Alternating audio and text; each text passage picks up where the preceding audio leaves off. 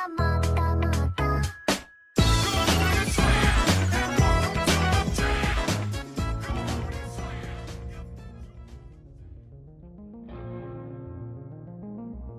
oh.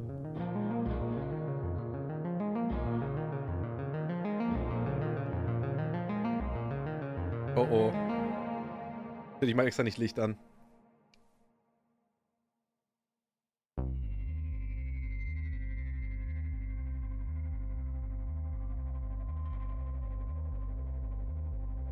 The internet can be a grim place. Surely you don't need someone like me to tell you that. Oh oh. Okay, warte ich mal wieder für alle Nicht-Englisch-Sprecher. Mache ich wieder Deutsch an. Videos, live streams, works of art, posts, and pages about disturbing events that have happened in our reality are nothing but a Google search away. Underneath the no commentary long plays and the fast lane truck drag racing videos exists a vast ocean of eerie content that'll surely get you thinking. And just might. Oh oh. Keep you up at night. Oh no. Welcome back to Disturbing Things, your one-stop shop for bite-sized, eerie finds that I've recently discovered online. This is episode 12, so if this is your first exposure to this series, be sure to head over to the playlist down below for hours of further content to envelop yourself into. Alright, mal gucken. Without further ado, it's time, once again, to dive into 5 more hand-picked and disturbing things from around the internet. Ist cool, also die Atmosphäre ist so geil von solchen Videos. Hatte ich mal eine Decke? Ich habe keine, leider.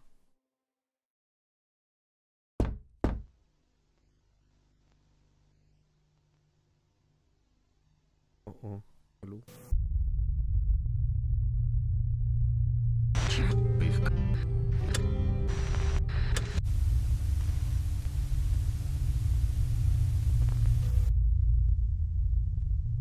Hä? Das. Let's set the mood. Immer noch das Intro. On the internet, there exists an album by the name of Everywhere at the End of Time. It was created in 2016 by a musical artist named James Leyland Kirby, also known by his stage name, The Caretaker. While I'm aware that on this show, I primarily cover real-world disturbing events, I wanted to discuss this piece of art since it perfectly encapsulates the disturbing reality of over 44 million people that are alive today. As you might have guessed by now, the album's an artistic expression of the numerous stages of dementia and how it slowly overtakes the mind, sending it spiraling into a wormhole of forgetfulness. Oh, das habe ich gehört, davon habe ich mitbekommen, dass jemand hat ein Album gemacht, wie praktisch immer wieder dasselbe Lied. Und das Lied ist dann aber halt ab einem gewissen Punkt so entfremdet vom Original, dass, ne, und das spiegelt irgendwie so stellt dar, wie sich Demenz anfühlt. Und sowas. Reality that they stray further and further from recognizing.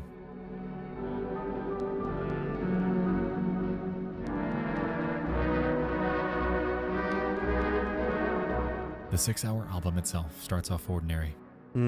It's cheery, calm, and invokes a sense of comfort. As the hours pass and it progresses, Leyland subtly morphs not only the overall tone, but each chord progression and tune into something that hardly resembles what you were listening to a mere half-hour earlier. The descriptions from his YouTube video further exemplify the troubles that dementia patients face too.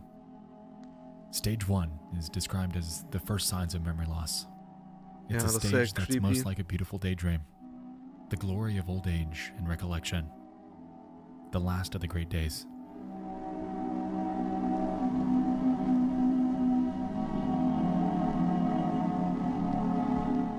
Stage 2 encapsulates denial. More efforts made to remember so memories can be more long form, with a little more deterioration in quality. The overall personal mood is generally lower than the first stage, and at a point before confusion starts setting in.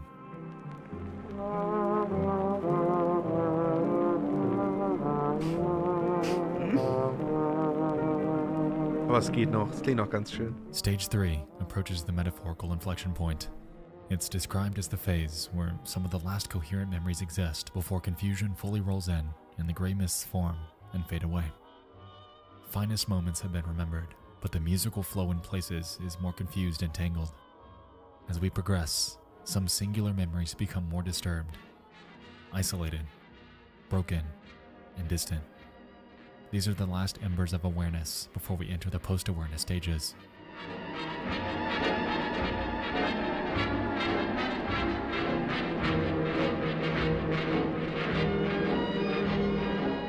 Uh-oh. At the 2-hour and 8-minute mark, the album takes a stark tonal shift as it begins to exemplify the post-awareness stages, the spot where reality becomes a bleak, confusing mess, and where little seems to make sense. It's described as the point where serenity and the ability to recall singular memories gives way to confusions and horror. It's the beginning of an eventual process where all memories begin to become more fluid through entanglements, repetition, and rupture.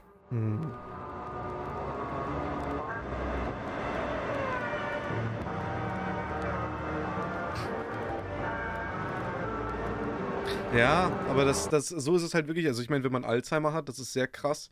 Das ist ja eine Krankheit, die das Gehirn zerstört. Und halt also du erkennst deine Kinder nicht mehr und gar nichts und alles, was du siehst, ist einfach nur komplett verwirrend. Crazy. Stage 5. More extreme entanglements, repetition and rupture can give way to calmer moments. The unfamiliar may sound and feel familiar. Time is often spent only in the moment, leading to isolation.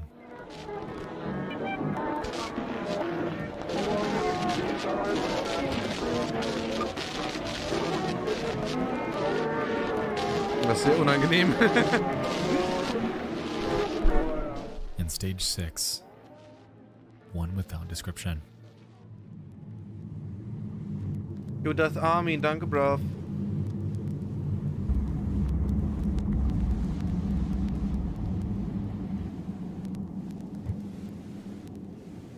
Mach ich.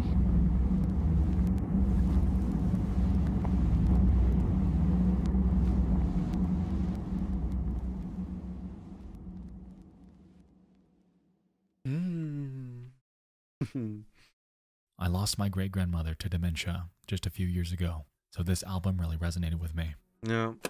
As a child, I remember her being full of life, always willing to go the extra mile to evoke a sense of union and love, whether it was through her cooking, her stories, or even her presence at family gatherings. She was always someone that welcomed us with open arms when we go visit her. She lived alone. My great-grandfather had passed when I was very young, so unfortunately, memories of him are vague. But I do remember him as being hardworking and an honest man. Over the years, I didn't fully understand it, but I slowly began to notice that something was off. One year we had gone to visit her, and she didn't quite remember myself or my siblings.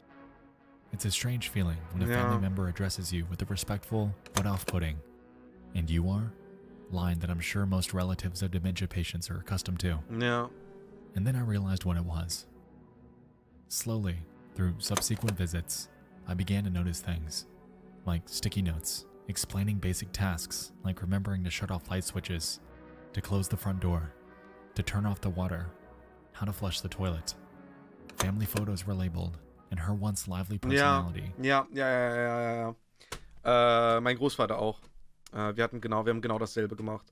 Wir hatten so einen Zettel, wo dann halt alles drauf stand mit, ne, wer bist du, wer sind wir, so, ne, dass es dir gut geht und halt lauter so Zeug. Und Pillen nehmen und, na, das Übliche. Das ist absoluter Klassiker, das kenne ich. And slowly faded away. Und halt auch immer wieder dieselben Fragen. Immer wieder, wenn ich ihn besucht habe, halt immer wieder dasselbe Gespräch hat man so geführt.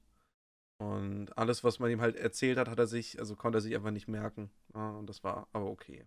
Das war schon sehr schwer. She was trying. She was trying so hard to be her. But this condition simply wouldn't let her. Ja, und Demenz ist wirklich etwas, was physikalisch das Gehirn zerfrisst. Das ist nicht einfach nur, dass es sowas Psychisches ist. Oh, man wird vergesslich. Nee, das ist halt wirklich, dass das frisst das Gehirn auf. Und tötet einen auch. Bottom line, everywhere at the end of time Das ist is a krass. disturbingly bleak-looking Das glass kann jedem in the passieren. human mind. Das ist ganz gruselig. While it isn't creepy footage or a disturbing phone call, this single piece of art is one of the most real, artistic expressions of a human condition that I've ever encountered. Ja. Life is fragile and beautiful, and few things have stuck with me more than this. If you have a story about a friend or relative that you'd like to share, feel free to leave it in a comment. While they might have forgotten due to circumstances out of their control, they surely won't be. Ja. Ja. Ja. Das ist ganz hart. Wenn man halt auch da so zugucken muss, ne? Und, ja. Alright.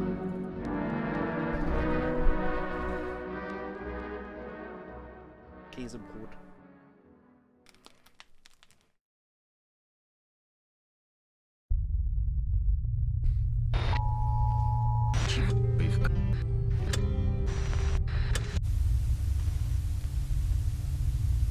Caught in a storm.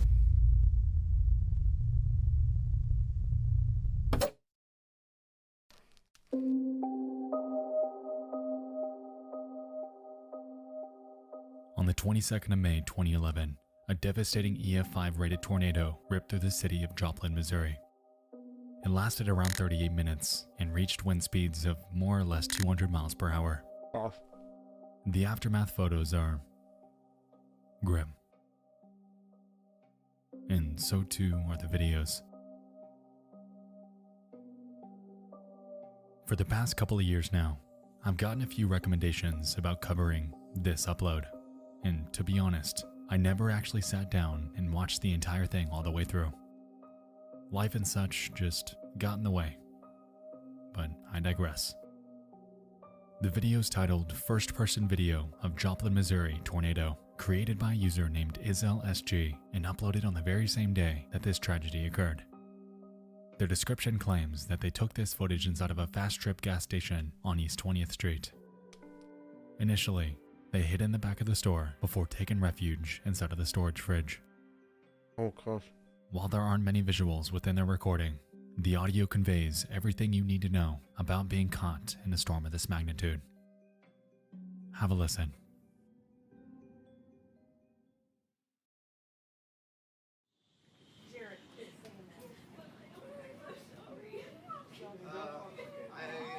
At least probably 10 or 12. 4, 5, 6, 7, 8. There's probably 18 or 19. The shit is getting real. I haven't. Our power. Yeah, they said there was one. They said there was one on the ground at 7th and Range Line. Yeah, but that's the one coming between us. We're on 20 of them. Man, look at that. That's why it wins that. Yeah. No, they haven't yet. The sirens aren't going. Yeah, they did. What? Yeah, they Dude, did. That's as they we were It's pretty coming in crazy. here. This is getting real. Somebody's door. Go let them in. Someone in. We need a. Get inside that. What is that room, really? When stuff's breaking in the back. Yeah, I know. Can we go in the cooler?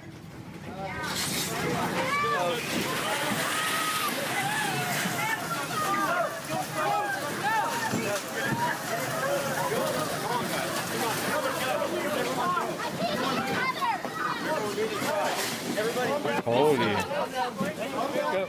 Get in.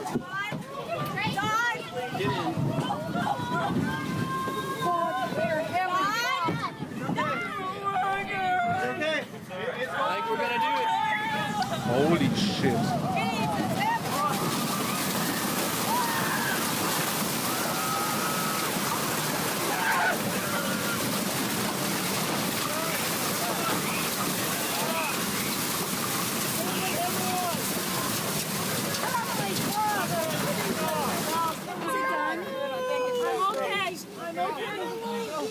I'm trying to put less weight on him though. Ma'am, are you okay? Who's right here? Is that you right below me? Krass. Ja.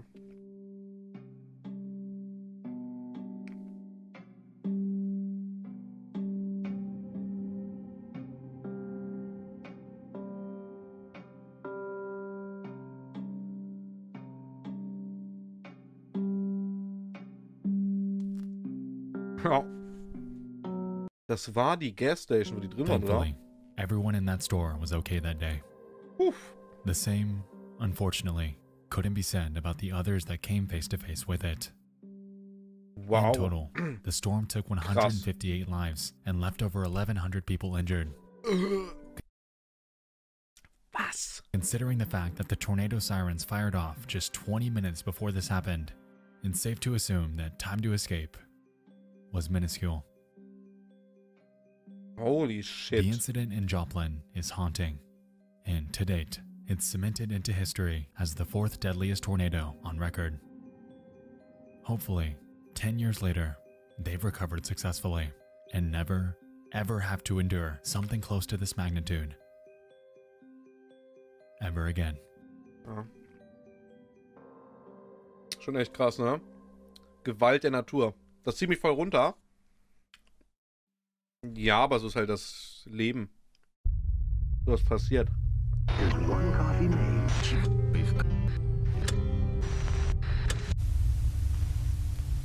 Wo ist was TOS-iges? 15, 16 irgendwas, ne? Das hier. Was ist denn da?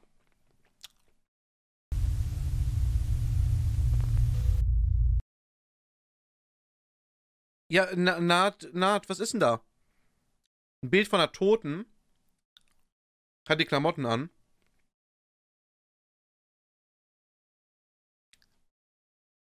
Ja, okay.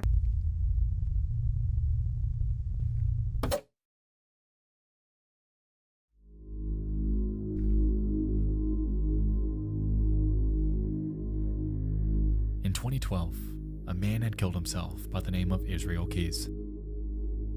He was a serial killer, an arsonist, Oh my God. a bank robber, one of the worst types of people that exist.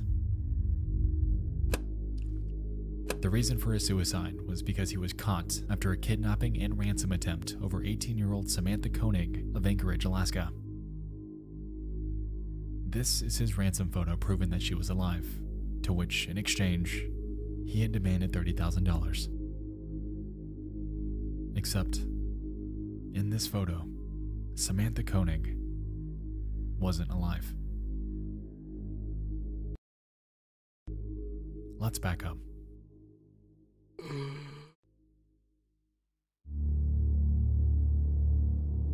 On the 1st of February 2012, Junge, das ist fucking düster. Koenig was working at a local coffee booth. She can be seen on this CCTV footage where everything seems fine. About 2 minutes into it, however, we can observe someone approach the window, to which she reacts with unease. Afterwards, we can see her hastily shut the lights off before carrying out his demands in the moment. After some back and forth, she opens the register and can be seen taking out cash to give to the man. He then demands that she kneels before he enters through the window. And a few minutes later, Eine Waffe, ne, he wahrscheinlich. proceeds to escort her out of the trailer. After this moment, she was never seen again. As it turned out, her final moments were Warte, wann kommt dieses Bild? grim. Chat, ich will euch das auch eigentlich nicht zeigen, ne? Later that night, and back at his home, it was reported that he sexually assaulted her, robbed her of everything she had, killed her, and placed her war corpse schon. in a shed. Even more Ach so. bizarrely, the day after, he took off.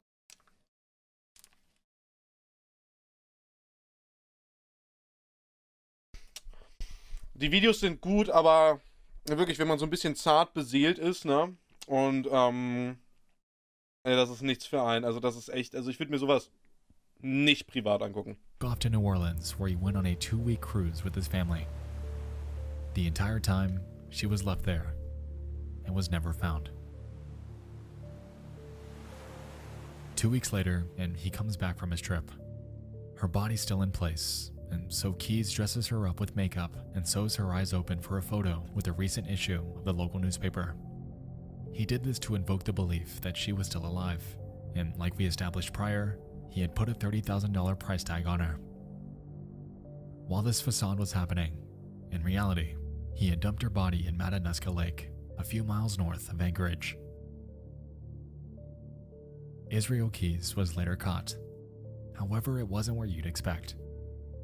As it turned out, he'd taken off towards the mainland US, utilizing Koenig's bank card for cash withdrawals as if nothing happened. Because of this, police were able to follow his trail and eventually tracked him down to a Cotton Patch Cafe in Lufkin, Texas. It was the morning of March 12th when Texas Ranger Stephen Rayburn would perform the arrest, and afterwards, Keys was promptly sent back to Alaska, where he eventually confessed to not only this act, but numerous others. By December of that year, though, he would be found dead in his jail cell. He had slit his wrists and tried to strangle himself, leaving behind his own corpse and various notes and drawings made in blood under his cell bed. Junge! To this day, police are still frustrated by this, as with his life went countless questions unanswered. If? Samantha Koenig was just an ordinary person working her job, as we all do. She didn't sign up for this. She didn't provoke anyone, and she sure as hell didn't deserve the fate that she was given. What she thought would be just another night at work had devolved into a surreal night of hell. A night of hell that led to an injustice. And, frustratingly, there's nothing that anyone can do to ever bring her back. Ja. Krass. Eieiei. Mein Gott. Das ist deprimierend. Holy shit, Chat, Hilfe.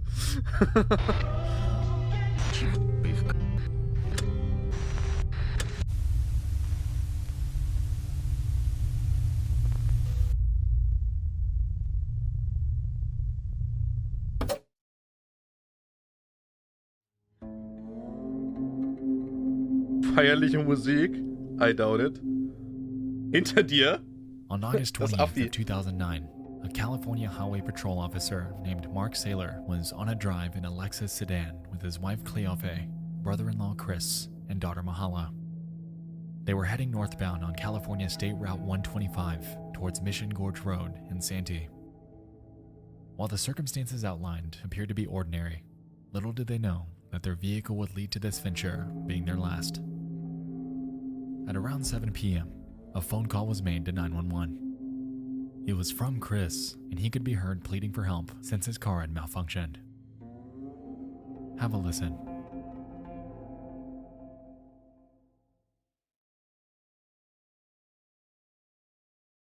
Oh, ich will es mir nicht anhören.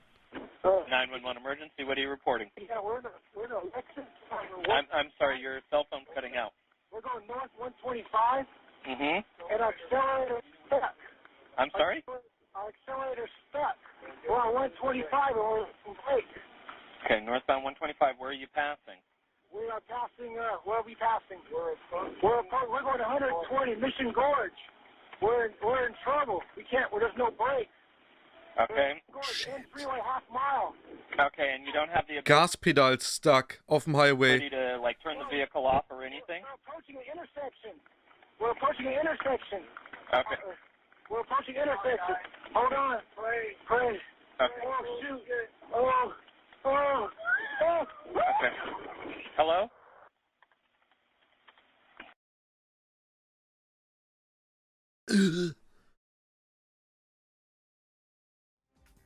First tonight, we are hearing from the attorneys for both Bob Baker Lexus and the family of Officer Mark Saylor, who was killed along with his family in a fiery crash 1 year ago in Santee. Today, Toyota announced it had settled the lawsuit with the Saylor family, but 10 News has learned it As a result of this, everyone in that car lost their lives that night.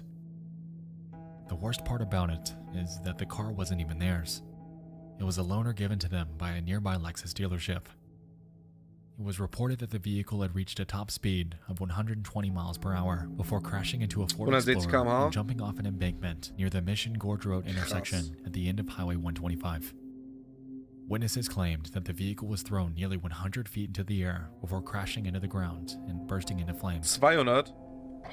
After the incident, it was reported that the Explorer driver had suffered minor injuries and was promptly treated at a nearby hospital.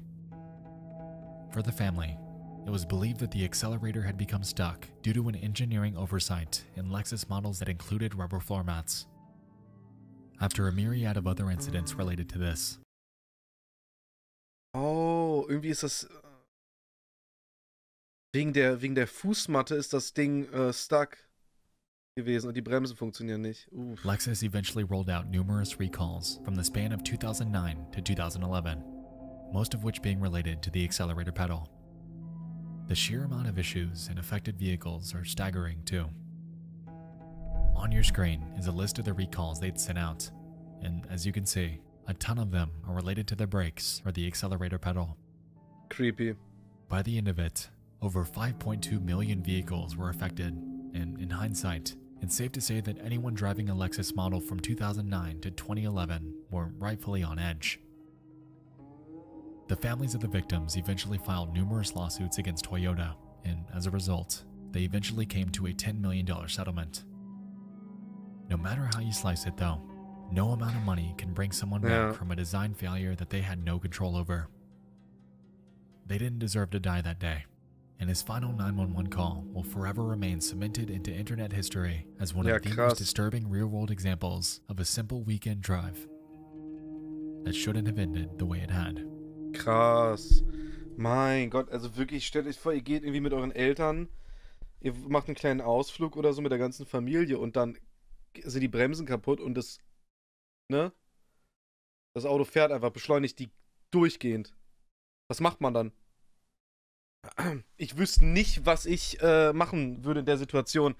Ich meine, man könnte halt versuchen, irgendwie gegen eine Leitplanke, so leicht gegen eine Leitplanke zu steuern, um halt irgendwie vielleicht das Auto zu bremsen, aber Handbremse, ja, Motor ausmachen. Ja, aber das ging anscheinend nicht bei dem Auto. Ich meine, das würden die ja, Das hätten die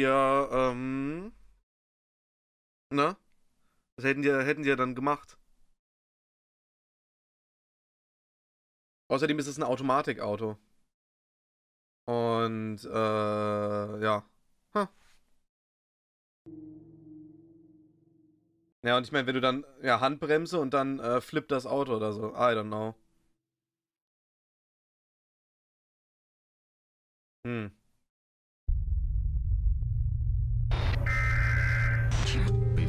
man Motor ausschaltet, wird bei manchen Autos das Lenkrad blockiert.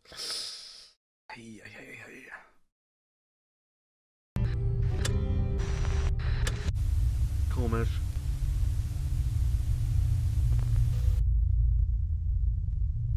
Oh, was ist das jetzt? Die nächste Geschichte?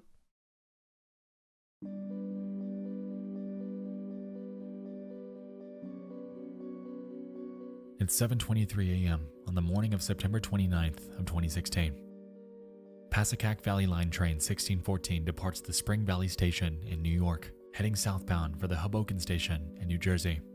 Hübsch. One way, the trip takes about an hour by train, and on board that morning were an estimated 250 passengers.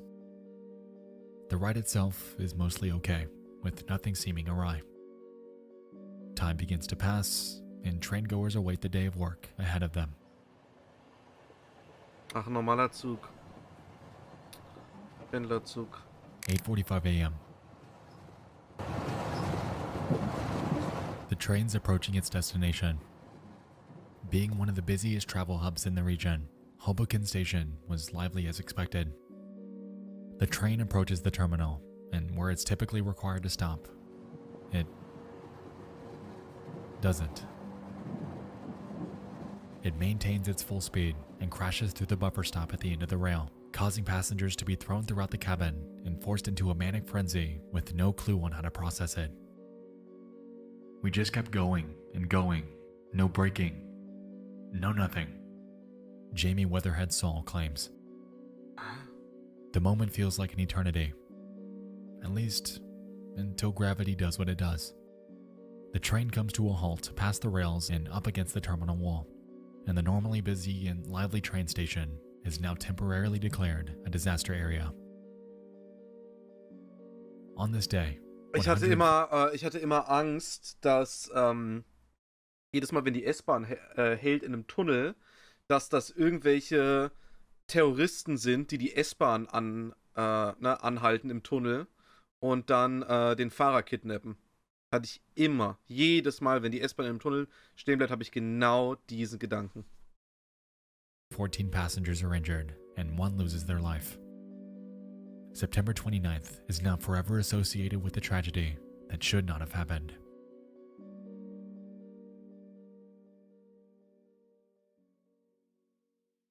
Aber was ist der Grund? Ich habe immer Angst davor, dass jemand auf die Gleise springt. Ich habe jemand mal gesehen, wie er auf die Gleise springt. Hauptwache war das. Also es war ein Typ, ganz normaler Typ, so im Anzug. Und der hatte so eine Tasche, die hat er fallen lassen neben sich. Und ist dann einfach vor einen einfahrenden Zug gelaufen. Jetzt nicht gesprungen, aber einfach gelaufen. Und dann war das komplette Hauptwache erstmal blockiert für ein paar Stunden. Und fucking, das ist crazy. Wie alt war ich da? 13, glaube ich. Aber ich hab das gar nicht so wahrgenommen. Also so krass. Jetzt überlebt, nein. Ich weiß es nicht. Keine Ahnung. Ich hab's einfach verdrängt. Kann ich das beeinflussen? Nö, nicht wirklich. Aber es war sehr hart. Halt auch besonders halt die Geräusche so, ne? Halt alle haben irgendwie geschrien und so. Ganz, ganz, ganz, ganz komisch. While this event is tragic in and of itself, on the internet and through word of mouth, the mystery surrounding it is merely beginning to take root. Let's back up. Oh.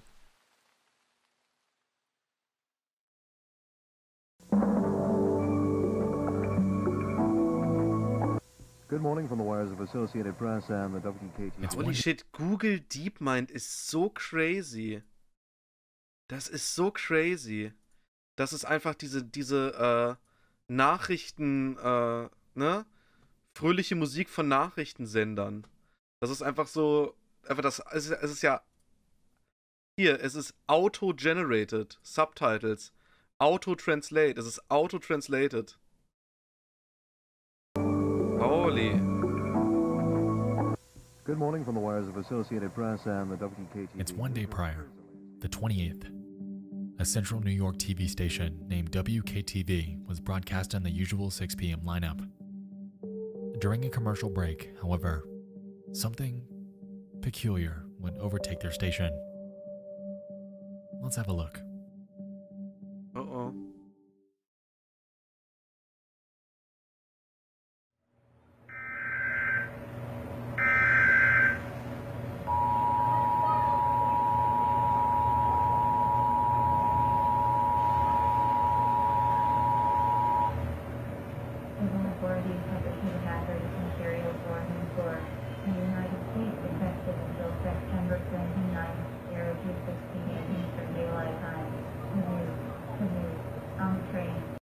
Could you on a train? Wait for further instructions.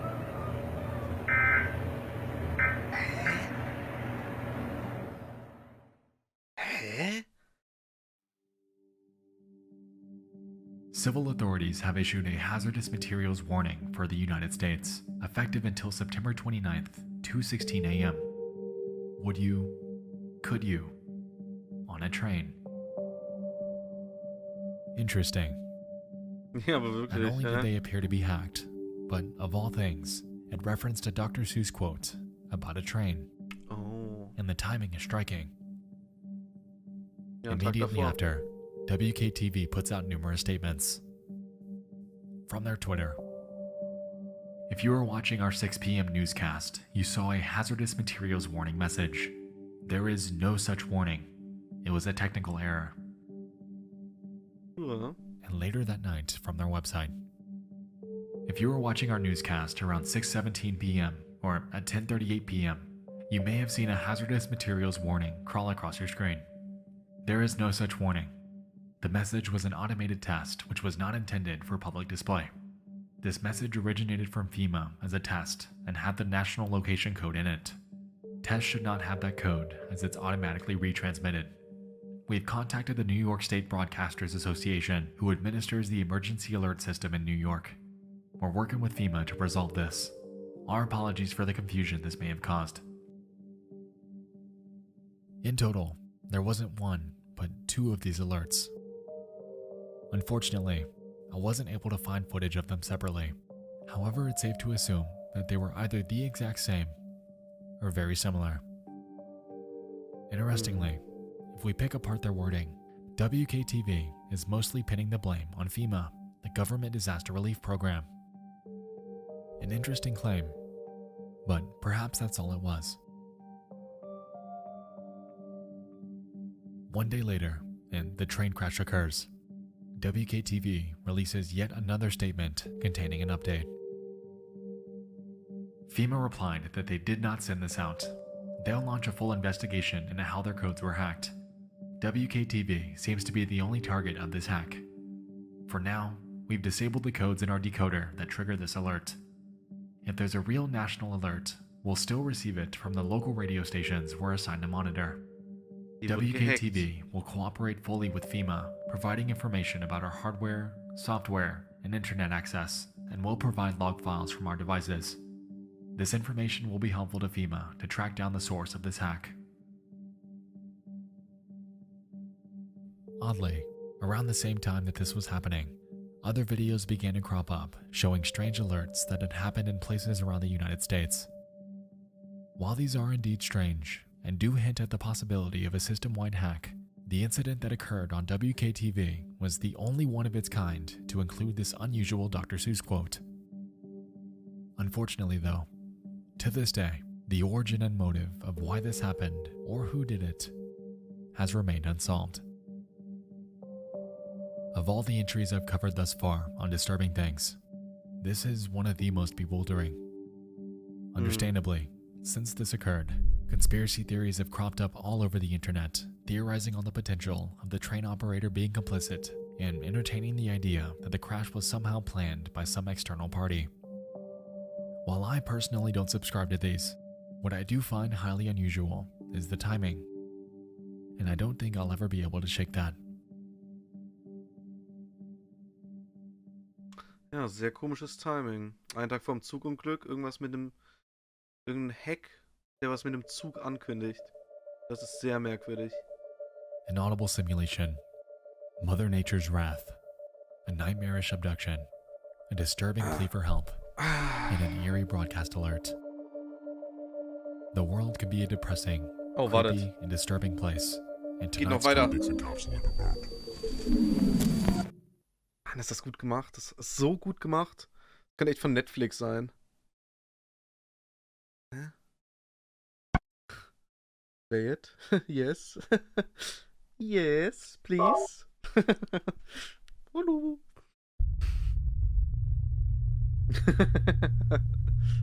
Bonus-Item. Oh no.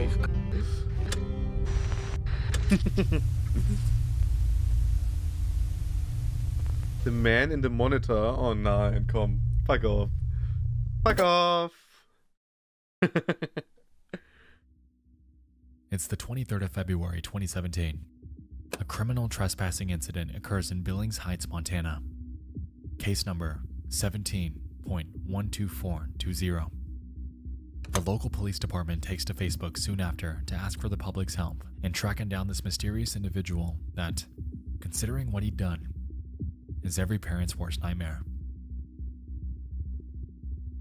Oh god, shit. The Billings Police Department is asking for the public to be aware of an incident that took place last week in the Billings Heights. On the above date and time, officers responded to a possible burglary in progress. The female resident reported to officers that she observed a male subject in her infant daughter's bedroom on the baby monitor. The victim said she immediately went to her daughter's bedroom, removed her daughter, and left the residence. When officers arrived, the residence and neighborhood were searched, but the suspect was not located. The victim said that the baby monitor is synced to her cell phone. The baby monitor is motion activated and took the attached photo of the suspect, which alerted her cell phone. Shit. And that photo is this one.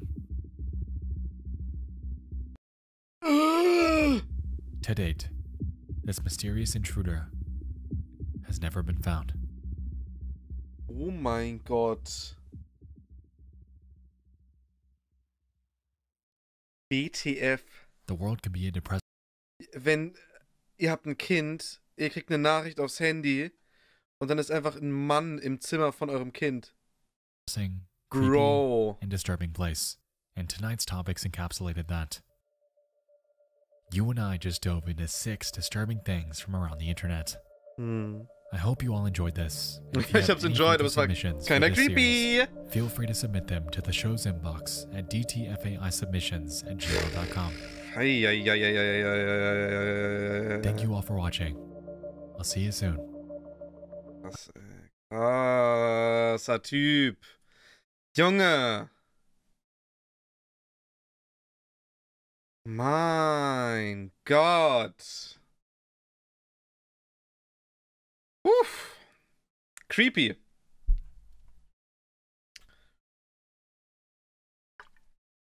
Creepy, Chat. Oh.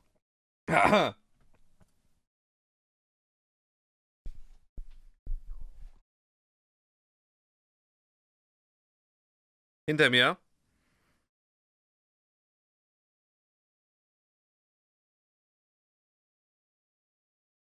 Oh, warte. Chat, ich muss Lichter machen.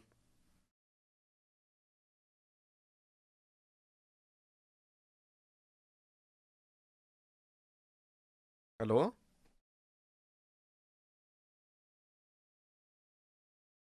Wir gucken, was Liebe ist, okay? Wir gucken, was Liebe ist, Chat. Alright, mein Gott. Aber das macht schon was mit einem so, ne?